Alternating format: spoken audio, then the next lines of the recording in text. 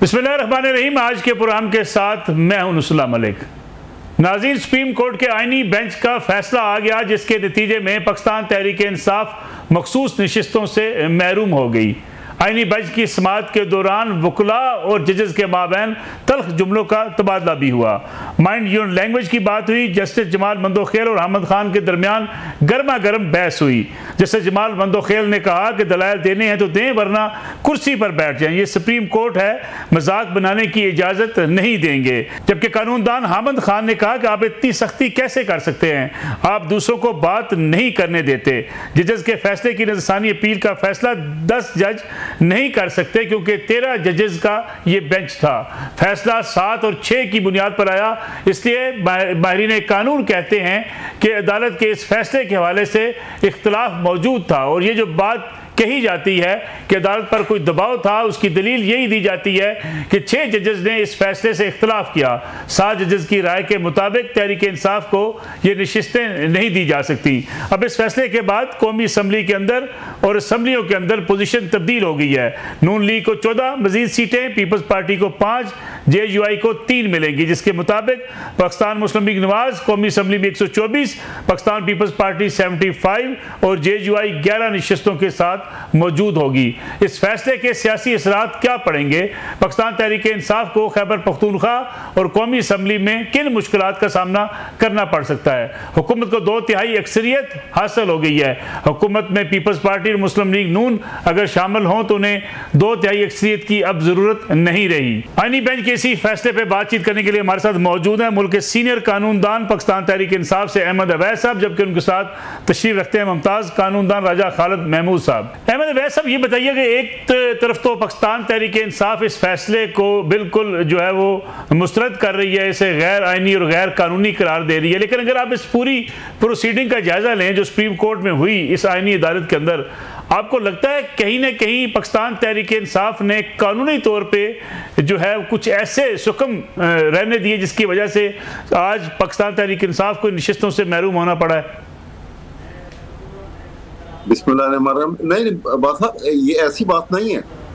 देखिए ना, आप उन कंडीशंस को और उन हालात को ऊपर लेके जाएं कि जहाँ पे एस्टेब्लिशमेंट और ये जो फॉर्म 47 की हुकूमत थी, इन्होंने मिलके क्या क्या हरबे इस्तेमाल किए हैं और इलेक्शन कमीशन को किस तरह टूल के तौर पे इस्तेमाल किया गया है, जिसमें पार्टी का सिंबल ले लिया, पार्टी की एग्जिस्टेंस को खत्म कर दिया गया, इलेक्शन के प्रोटेक्ट के ऊपर क्या कुछ जुल्म पार्टी के साथ नहीं हुआ। और वो इससे पहले बेनज़ीर भुट्टो के 2 जजमेंट थी, 89 और 88 सुप्रीम कोर्ट की लार्जर बेंच की जजमेंट थे, उनको ऑल टुगेदर इग्नोर किया गया, जिसमें उन्होंने बताया था कि ये इलेक्शन का मैटर जो है और ये पार्टी सिंबल जो है, ये पार्टी को आप इलेक्शन से रोकना, ये वायलेशन है आर्टिकल 17 की, और ये बिल्कुल नहीं की जा सकती। लेकिन सारी बातों को बलाए ताक रख के जो ये सब कुछ हुआ, उन कंडीशंस को देखते हुए जब ये फुल कोर्ट बैठा था सुप्रीम कोर्ट का, तो वहां पे ये फैसला जो हुआ तो बड़ा मुदब्बराना फैसला था। ये 22 जुलाई को जिसको फैसला आया और उसको इम्प्लीमेंट, आप देखिए ना कि 22 जुलाई से लेके वो नवंबर तक इम्प्लीमेंट नहीं होता फैसला। जी। और कोई पूछने वाला नहीं है कि सुप्रीम कोर्ट का फैसला क्यों नहीं, और आर्टिकल 189 की और आर्टिकल 190 की वायलेशन हो रही है, सब खामोश बैठे हुए हैं। तो आप भूल जाइए थोड़ी देर के लिए कि मेरा ताल्लुक PTI से है। मैं as a nationalist, as a legal expert में बात करता हूँ कि पाकिस्तान के आइन एक ऐसा डॉक्यूमेंट है, किसी मुल्क का आइन एक ऐसा डॉक्यूमेंट है कि जिसको स्ट्रिक्टो सेंसो उसको जो है वो ऑब्जर्व करना, उसको फॉलो करना और उसके मुताबिक निज़ाम को चलाना जो है इंतहाई ज़रूरी है। और एक कॉमा और फुल स्टॉप उसका बदलना हो तो आपको 2/3 मेजॉरिटी चाहिए।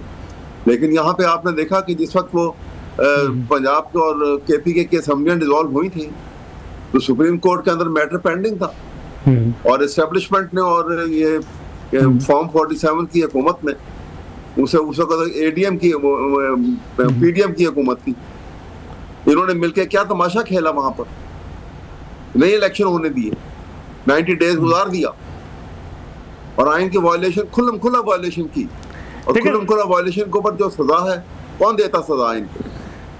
अब तो यही है ना कि जब निजाम बदलेगा। लेकिन अहमद अवैध साहब, अगर कानूनी तौर पे देखा जाए, क्या आईनी बेंच को ये इख्तियार नहीं था कि वो ये फैसला सुनाता नजरसानी की दरख्वास्तों के ऊपर? क्योंकि एक बेंच तश्कील दिया गया, उसके अंदर जो फैसला हुआ वो भी 6 और 7 की रेशो से हुआ। गोया कुछ जजेस इस फैसले के हक में नहीं थे, कुछ जजेस ने फैसला दिया। फैसले तो अदालतों के ऐसे ही होते हैं। 8 और 5 देखिए ना, 8 और 5 की रेशो से फैसला आया और वो फुल कोर्ट सुप्रीम कोर्ट का बैठा था, दैट वाज द जजमेंट। और उसको केस को सुनना था तो वो उसकी जो उसकी नजरसानी अगर आई थी तो वो सुप्रीम कोर्ट ही को सुनना थी। देखिए ना ये, और फिर आप देखिए ये बेंच किस तरह से तश्कील हो रहा है। ये जो कॉन्स्टिट्यूशन बेंच बन रहा है, चाहिए ये तो था तो जो कुछ चीजें हैं जो प्रोप्राइटी डिमांड करती है कि आप सीनियर मोस्ट जो जजेस हैं, जो जिनकी जिंदगी का बड़ा हिस्सा जो है, और एज जज सुप्रीम कोर्ट का उन्होंने भी बहुत काम किया और कॉन्स्टिट्यूशन के ऊपर उनकी एक्सपर्टीज है, उनको इस कॉन्स्टिट्यूशन बेंच का मेंबर बनाया जाता, बजाय इसके कि एक जूनियर मोस्ट को कि जो 1 घंटा पहले ओथ ले रहा है और उसके बाद जाके वो कॉन्स्टिट्यूशन बेंच में बैठ रहा है। मजाक इस मुल्क के साथ किया जा रहा है, ये मजाक बड़ा महंगा पड़ेगा। देखिए ना ये थोड़ी देर तो आप एक ताकत जो है आप गन पावर को इस्तेमाल करेंगे और उसको रोके रखेंगे, आगे होता रहा हमारे साथ माजी में, लेकिन उसका खमियाजा जो है वो भुगत रहे हैं ना। मुल्क कहाँ से कहाँ चला गया, आपका हालात कहाँ से कहाँ चले गए। राजा खालिद महमूद साहब, अहमद अवैध साहब को आपने सुना, वो कह रहे हैं कि जो आईनी बेंच है इसके अंदर अगर एक जज जस्ट हल्फ उठाते हैं उसके बाद बेंच को ऐसा बना दिए जाते हैं, फिर फुल सुप्रीम कोर्ट के जो जजेस ने ये सुना था इस मुकदमे को, तो उसके बाद नजरसानी के हवाले से भी फुल कोर्ट होनी चाहिए थी। लेकिन इस पूरे फैसले को पाकिस्तान तहरीक इंसाफ गैर आइनी करार दे रही है, जो पहले ही कह चुकी है कि 26वीं आइनी तरमीम के नतीजे में ये जो बेंच तश्कील दिए गए ये भी गैर आइनी है। मलिक साहब, मेरी गुजारिश ये है कि अहमद अवैध साहब सीनियर हैं हमारे, मेरे लिए काबिल एहतराम हैं। पहली बात तो ये है वो ये बताएं कि ये कॉन्स्टिट्यूशनल मैटर है तो 26वीं तरमीम के बाद फिर कॉन्स्टिट्यूशनल बेंच ने इसे सुनना था, ना कि बाकी सुप्रीम कोर्ट ने। दूसरी बात यह है कि पीटीआई को अपनी गलतियों का एहसास होना चाहिए कि उन्होंने कानूनी तौर पे कहाँ कहाँ गलतियाँ की। तो वो इलेक्शन कमीशन के सामने क्यों नहीं गए थे, वो पेशावर हाई कोर्ट के सामने पार्टी क्यों नहीं बने, वो सुप्रीम कोर्ट के सामने पार्टी क्यों नहीं बने, और फिर उनसे ये कोई पूछे कि आपने ये क्यों मशवरा दिया था अपने लोगों को कि आप सुन्नी इत्तेहाद कौंसिल को ज्वाइन करें। आपको पता नहीं था कि सुन्नी इत्तेहाद कौंसिल का जो चेयरमैन है, जो उसका सरबराह है अहमद रजा साहब, वो खुद आज़ादाना तौर पे इलेक्शन उन्होंने कंटेस्ट किया है और सुन्नी इत्तेहाद कौंसिल की पार्लियामेंट के अंदर या असम्बलीज के अंदर कोई रिप्रेजेंटेशन नहीं है। उन्हें ये मालूम नहीं था कि सुन्नी इत्तेहाद कौंसिल ने तो लिस्ट ही प्रोवाइड नहीं की हुई इलेक्शन कमीशन में। फिर ये जो बात की जाती है कॉन्स्टिट्यूशन के हवाले से कि जी कॉन्स्टिट्यूशन की दजियां बखेरी के, मैं समझता हूँ कि जो फैसला आज रिव्यू हुआ उस इम्प्यून जजमेंट ने कॉन्स्टिट्यूशन की दजियां इस तरह से बखेरी थी कि आर्टिकल 51 ऑफ द कॉन्स्टिट्यूशन वाज़े तौर पे ये कहता है कि जो आज़ादाना तौर पे इंडिपेंडेंटली इलेक्टेड लोग हैं दे में join any political party with in 3 days। Supreme court ने अपनी तरफ से 15 दिन कैसे दे दिए? सुप्रीम कोर्ट ने उस अपील को जो 185 के तहत जो अपीलेट ज्यूरिसडिक्शन है अपील को तो मुस्तरद कर दिया, लेकिन आपने रिलीफ पीटीआई को दिया। पीटीआई तो आपके सामने पार्टी ही नहीं थी। इसका मतलब ये है कि आपने अपनी विम के मुताबिक, अपनी विशेष के मुताबिक और अपनी ख्वाहिशात की ताबेदारी करते हुए आपने मंजूर नज़र किसी पॉलिटिकल पार्टी को ये रिलीफ तख्लीक करके दिया था। और फिर एक और मजे की बात वो ये कि जो लोग एफिडेविट दे चुके थे कि हमने सुन्नी इत्तेहाद कौंसिल को हम ज्वाइन कर रहे हैं अपनी आज़ादाना मर्जी से, उन्हें सुप्रीम कोर्ट ने कहा कि अब आप पीटीआई को ज्वाइन करें। यहाँ पे हलफ से रूह गर्दानी का भी सवाल पैदा होता है। और फिर मैं समझता हूँ कि इसके जो खौफनाक नतीजे थे, जो इसके कंसिक्वेंसेस थे, वो बहुत ही खौफनाक होने थे मुस्तकबिल में कि कोई भी बंदा किसी पॉलिटिकल पार्टी को ज्वाइन करने के बाद किसी दूसरी पॉलिटिकल पार्टी की या गवर्नमेंट की तरफ से अगर उसे ऑफर आती है, कोई मनफियत बख्श किस्म की ऑफर आती है, वजारत की ऑफर आती है, तो वो उस पॉलिटिकल पार्टी को छोड़ के दूसरी गवर्नमेंट को ज्वाइन कर सकता है in the light of that judgement which has been reviewed by this Supreme court of Pakistan today. तो मेरा ख्याल ये है कि ये बिल्कुल आइन की स्पिरिट के मुताबिक है। सुप्रीम कोर्ट ने आज सुप्रीमेसी ऑफ द कॉन्स्टिट्यूशन वो तस्लीम की कि अदालत का काम कॉन्स्टिट्यूशन को अमेंड नहीं करना, बल्कि अदालत का काम ये है कि कॉन्स्टिट्यूशन की तशरीह करनी है, ताबीर करनी है। और साथ उन्होंने सुप्रीमेसी ऑफ द पार्लियामेंट मकन्ना वो भी तस्लीम की कि कॉन्स्टिट्यूशन को अमेंड करना it is the prerogative of the parliament, not the courts. Ahmad Awais साहब, अगर इस केस के मेरिट्स की बात की जाए, जो अभी राय साहब भी बात कर रहे हैं, क्या सुन्नी इत्तेहाद कौंसिल में शामिल होना पाकिस्तान तहरीक इंसाफ की गलती थी? और क्या तहरीक इंसाफ को अंदाज़ा नहीं था कि वो खुद पार्लिमानी पार्टी नहीं है, वो खुद आज़ादाना हैसियत से इलेक्शन जीत कर आए हैं और आइन की रूह से किसी इंडिपेंडेंट को मखसूस नशिस्तें नहीं दी जा सकती? फिर एफिडेविट देने के बाद क्या सुप्रीम कोर्ट किसी को पार्टी से निकाल के किसी दूसरी पार्टी में निकालने का हुक्म दे सकती है?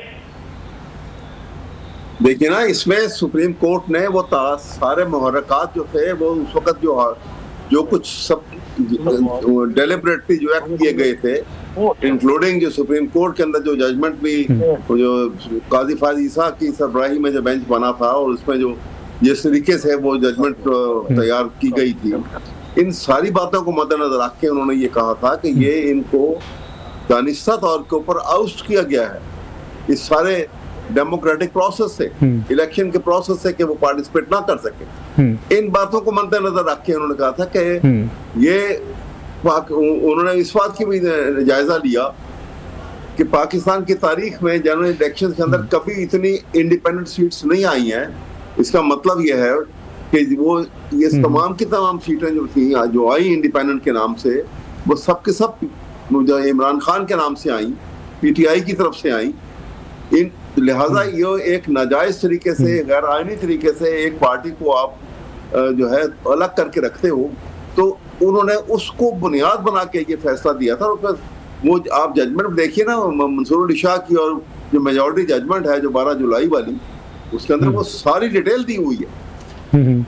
और फिर ये कहाँ से लॉजिक ले आए कि आर्टिकल 51 जो है कॉन्स्टिट्यूशन का, वो कहाँ ये इख्तियार देता है कि आप ये तमाम सीटें जो हैं, ये रिजर्व सीट जो हैं, ये आप इन पॉलिटिकल पार्टीज को दे दोगे? ये कहाँ से आ गई? ये तो एक आइन वाली बात तो खत्म हो गई। आइन वाली बात उस वक्त खत्म हो गई थी जब एस्टेब्लिशमेंट ने इस पीडीएम की हुकूमत के साथ मिलके 90 दिन के इलेक्शन को डिफाई कर दिया था। यहाँ पे कोई सिविलाइज हुकूमत होती और यहाँ पर कोई सुप्रीम कोर्ट कि जज जिनको सुप्रीम कोर्ट कहा जा सके, कि जिसको कस्टोडियन ऑफ कॉन्स्टिट्यूशन कहा जाता है, तो इनको तो they should have been put to trial for deliberately violating the constitution of Pakistan. लेकिन ये अनफॉर्चुनेट है कि जो हो रहा है यहाँ पर हमारे सामने।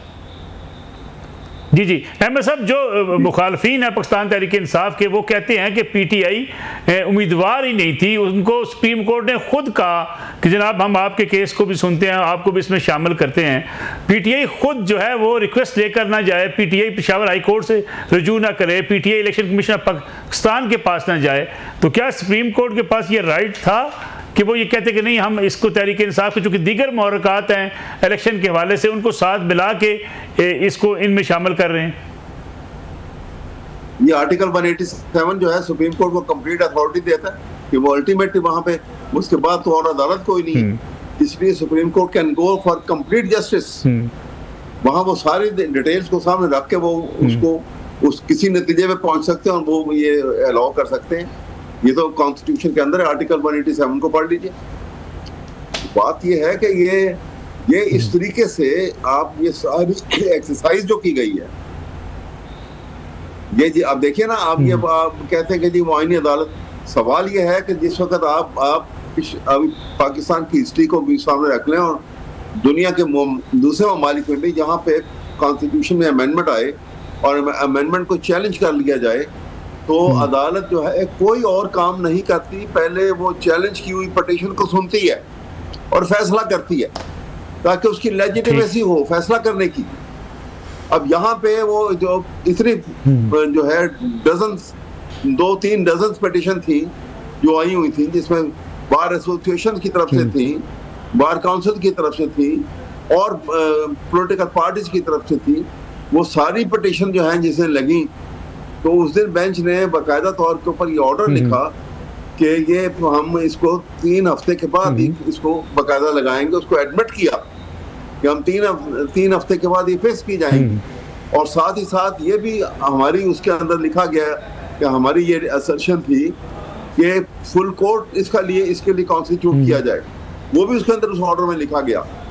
उसके बाद आप देखिए आज कितने महीने गुजर गए वो 3 हफ्तों की जगह पर, किसी ने वो पिटीशन जो फिक्स की है और ये धड़ाधड़ ये फैसले हो रहे हैं। वो कॉन्स्टिट्यूशनल उसका एस्पेक्ट के वेदर ये अमेंडमेंट जो है 26 अमेंडमेंट जो है ये अनकॉन्स्टिट्यूशनल है या नहीं है, ये फैसला हुआ नहीं, और आप ये बाकायदा ये बेंच ने काम शुरू कर दिया। यहाँ पर हम एक ब्रेक का वक्त हुआ है, वापस आते हैं इस कमर्शियल ब्रेक के बाद। प्रोग्राम में एक बार फिर खुशामदीद। अजय साहब, ये जो अक्सर बल्कि पीटीआई ये बात कहती है कि नशिस्तें बाकी जमातों को, जैसे पीएमएलएन है, पीपल्स पार्टी है, उनको देना कहाँ का इंसाफ है? अगर पीटीआई को नहीं मिल रही तो उनको क्यों दी जा रही हैं? क्योंकि उनकी नशिस्तें जो पार्लियामेंट में थी उनके मुताबिक उनको नशिस्तें मिलनी चाहिए। मलिक साहब, एक पहली बात का मैं जवाब दे दूं कि जो कहा हमारे मोहतरम दोस्त अहमद अवैस साहब ने कि 187 आर्टिकल का हवाला दिया उन्होंने with regard to complete justice. अब सवाल ये पैदा होता है कि कंप्लीट जस्टिस तो कानून और आइन के अंदर ही रह के सुप्रीम कोर्ट ने देना है ना। ये तो नहीं होता कि कॉन्स्टिट्यूशन को आप आल्टर करें, अमेंड करें, उसे एब्रोगेट करें, उसे सस्पेंड करके तो आप किसी को रिलीफ दें। You have to remain, you should remain within the 4 corners of the constitution. तो आप उससे बाहर निकल के कैसे या उसे अमेंड करके कैसे रिलीफ दे सकते हैं? एक बात तो ये हो गई। दूसरी बात ये है कि पीटीआई की ये नशिस्तें नून लीग या पीपल्स पार्टी या बाकी जमातों को ना दी जाए तो फिर क्या ऐवान को खाली रखा जाए? यानी सुन्नी इत्तेहाद कौंसिल को मिल नहीं सकती क्योंकि उन्होंने लिस्ट प्रोवाइड नहीं की, पीटीआई को मिल नहीं सकती क्योंकि बैसियत जमात उन्होंने इलेक्शन में भी हिस्सा नहीं लिया और ना उनको लिस्ट थी। तो आप कैसे वो फिर ऐवान तो आपने कंप्लीट करना है ना। राजा साहब यही तो बात कह रहे हैं अहमद अवैस साहब और पीटीआई ये बात कह रही है कि हमसे निशान छीन लिया गया, हमें आज़ाद इलेक्शन लड़ने पे मजबूर किया गया। जहां तक निशान छीनने की बात है ना, उस पर तो फैसला आ चुका है सुप्रीम कोर्ट का भी। अब वहाँ सवाल ये पैदा होता है कि आपको बार बार इलेक्शन कमीशन कहता रहा कि इंट्रा पार्टी इलेक्शन करवाएं, आपने नहीं करवाए। आपका जो पार्टी का बानी सीनियर नायब सदर है वो चला गया इलेक्शन कमीशन के रूबरू, उसने कहा जी मैं गया था कि मुझे लिस्ट प्रोवाइड करें, मैं गया था कि मुझे नॉमिनेशन पेपर्स दें, नहीं दिए गए।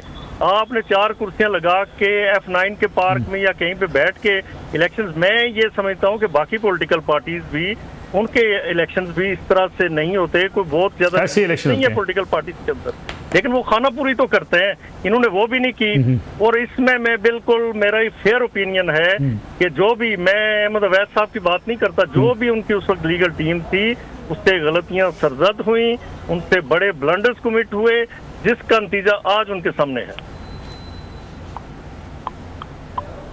क्यों ये अहमद अवैस साहब गलतियां हुई कानूनी तौर पे कुछ?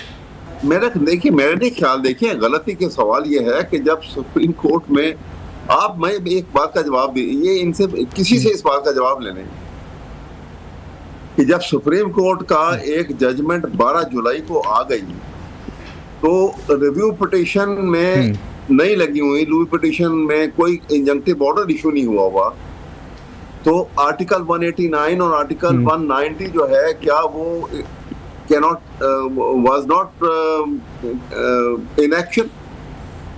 क्या वो एब्रो के बीच में से डिलीट हो गया हुआ था? क्या ये जरूरी नहीं था कि आप उनको इम्प्लीमेंट करते ताकि आपकी बोनाफाइडी तो पता लगती? यहाँ से अंदाजा होता है कि इनकी तो मेलाफाइडी थी कि इन्होंने नहीं इसको इम्प्लीमेंट ही नहीं करना, एक सुप्रीम कोर्ट की हैसियत खत्म कर दी उन्होंने। यहाँ से आप अंदाजा लगाइए ना कि ये कर क्या रहे हैं।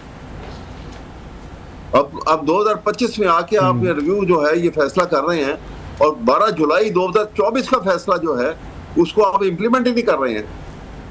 ये कहाँ लिखा हुआ? आप रोजाना सुप्रीम कोर्ट कितने फैसले करती है और जब वो फैसले का रिव्यू जो है उसका पेंडिंग होता है और वो इम्प्लीमेंट के लिए दूसरी अदालत में जाते हैं या हाई कोर्ट में चले जाते हैं, तो हाई कोर्ट जो है स्ट्रेट अवे वो आ जाता है कि जी हाई कोर्ट बाउंड है, सुप्रीम कोर्ट का ऑर्डर आ गया है, फैसला, इसको हमने तो इम्प्लीमेंट ही करना। जब रिव्यू किया, आपको स्टे ऑर्डर ले तो हम रुक जाएंगे, वरना हम नहीं रुक सकते। हर सिविल और जुडिशियल अथॉरिटी जो है उसके लिए लाजिम है उसको इम्प्लीमेंट करना। उसका जवाब कहाँ है इनके पास? यहाँ से इनकी बुनियादी ये है ना, बुनियादी तौर पे इनकी बदनीयती को पता लगता है कि ये दोनों एस्टेब्लिशमेंट और ये पीडीएम की हुकूमत, ये दोनों मिले हुए थे उस वक्त। और आपके उसके बाद तो ये फॉर्म 47 का एक और as a result of that election जो सूरत हाल हमारे सामने आई। राजा साहब इस पर आप शार्ट कमेंट करते, चूंकि मुझे ब्रेक लेनी है फिर। मलिक साहब, एक बात तो ये है कि देखिए सुप्रीम कोर्ट में ये जाते हैं, कमल शोजब साहिबा जाती हैं, उनके वकील थे सलमान अकरम राजा साहब, और वो वहाँ पे एप्लीकेशन मूव करती हैं कि मुझे सुन्नी इत्तेहाद कौंसिल की सीट दी जाए। वहाँ वो भी नहीं कहती, जो पीटीआई की लीडर हैं, जो उनकी नुमाइंदा थी, कि मुझे पीटीआई की सीट दिलवाई जाए। फिर जो इंटरेस्टिंग बात है वो ये कि अभी जो फैसला हुआ, इस रिव्यू में सुन्नी इत्तेहाद कौंसिल की अपील मुस्तरद हुई, सुन्नी इत्तेहाद कौंसिल रिव्यू में नहीं आई। मैं समझता हूँ कि सुप्रीम कोर्ट के जजेस दे वर ग्रेशियस एनफ के उन्होंने 4 दिनों तक सुन्नी इत्तेहाद कौंसिल के एक वकील को सुना, दूसरे जो वकील साहब हैं वो 2 दिन तक उनकी तल्ख कलामी सुनी, और फिर पीटीआई, देखें पीटीआई तो उसमें पार्टी नहीं थी, उनके वकील साहब को भी एट लेंथ सुना। मैं जाती तौर पे समझता हूँ कि ये नहीं सुने जा सकते थे as per law, as per the president, as per the law initiated by the supreme court of Pakistan, इसलिए कि they were not party in the case. तो और सुन्नी इत्तेहाद कौंसिल के वकील ठीक हो गया।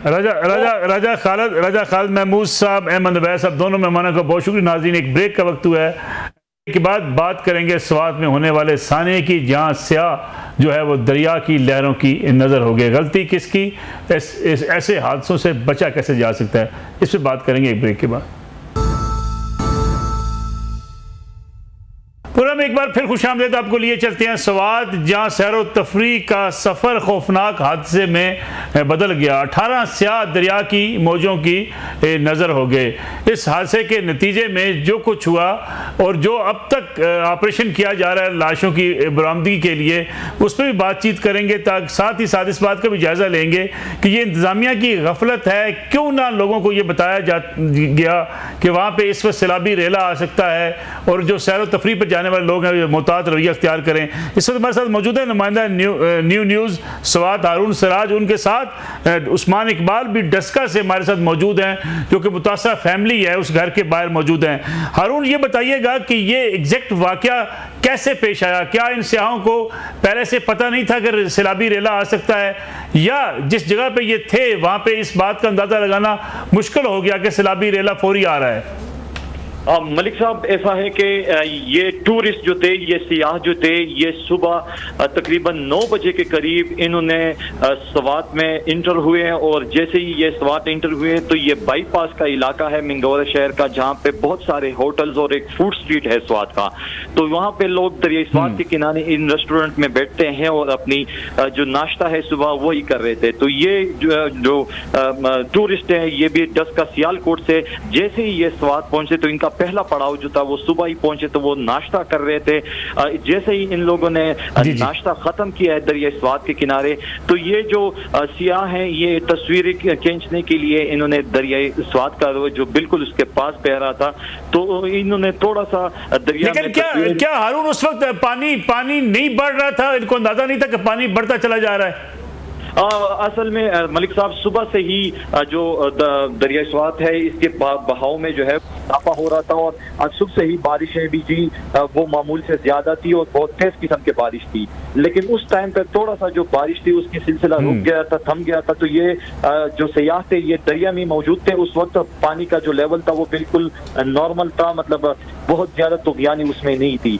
जैसे ही ये लोग थोड़े दरिया से उस पार थोड़े गए हैं तो इस दरमियान में जो सैलाबी रेला है वो अचानक आया है, और ये लोग जो है ये बीचों बीच जो फंस गए हैं। लेकिन ये लोग जहाँ पे फंस चुके थे, ये बिल्कुल आसानी से इनको रेस्क्यू किया जा सकता था। अगर 9 बजे तक ये लोग वहाँ पे थे तो ऐनी शाहिदीन के मुताबिक ये 1 घंटा बेयार मददगार ये टूरिस्ट जो थे वो वहाँ पे मौजूद थे, और तकरीबन 2 से 3 किलोमीटर के फासले पर जिला इंतजामिया यानी कमिश्नर, डिप्टी कमिश्नर, रेस्क्यू, ये तमाम दफ्तर 3 किलोमीटर के फासले पर यहाँ पे मौजूद थे। इनको रस्सी के जरिए भी क्यों किया जा सकता सियाती था। मकाम के ऊपर हारून कोई लोग सियाती मकाम के ऊपर इंतजामिया के लोग मौजूद होते हैं या वहाँ गाइड करने के लोगों को कि यहाँ ना जाएं, क्योंकि हमने देखा कई बार वैसे भी जो लोग जो है वो दरिया में नहाते हुए लहरों की नज़र हो जाते हैं, लेकिन वहाँ कोई बताने वाला, कोई रोकने टोकने वाला होता नहीं है। बिल्कुल नहीं है जी, इस हवाले से ये क्लियर कट जिला इंतजामिया की गफलत है, इसमें कोई दो राय नहीं है। और इस सिलसिले में अभी भी सूबाई हुकूमत ने अब से कुछ देर कबल जो है इसमें कुछ मुअत्तली भी की है। एसी बाबूज़ई को भी मुअत्तल किया है, एसी ख्वाजा खेले को भी मुअत्तल किया है। असल में मलिक साहब ये जो सैलाबी रेला था ये कालाम और अपर स्वाद से आ रहा था।